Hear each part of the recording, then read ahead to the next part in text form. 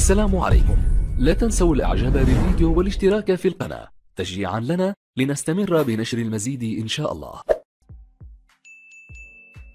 الجزائر اليوم: إنقاذ رضيع بقيت 4 ساعات تحت أنقاض عمارة سكنية. نجحت فرق الإنقاذ التابعة للحماية المدنية الجزائرية اليوم في إنقاذ رضيع تحت الأنقاض إثر انفجار عمارة في ولاية عنابة بالشرق الجزائري. ووفق ما أعلنته الحماية المدنية فإن الرضيع تبلغ ما العمر 9 أشهر. يذكر أن مصالح الحماية المدنية سجلت كحصيلة أولية اليوم إصابة 12 شخصا إثر انفجار ضخم داخل عمارة سكنية في ولاية عنابة. وأفاد بيان الحماية المدنية بأن الانفجار وقع في الطابق الرابع من عمارة سكنية مكونة من طابق أرضي و5 طوابق على المستوى.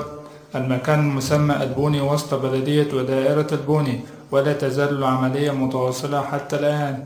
وأعلن وكيل الجمهورية لدى محكمة الحجار اليوم فتح تحقيق في حادث انفجار الغاز الذي وقع ببلدية البوني في ولاية عنابة وخلف عدة جرحى. وجاء في البيان عملا بأحكام المادة 11 في الفقرة الثالثة من قانون الإجراءات الجزائية.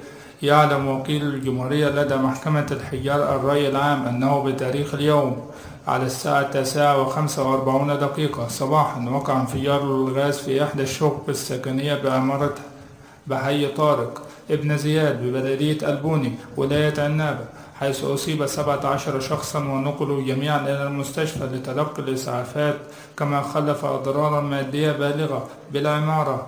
وختم البيان وكيل الجمهورية انتقل يعين المكان وأمر بفتح تحقيق حول الوقائع، ويشمل أيضا معايير السلامة للأجهزة الكهرومنزلية المستعملة.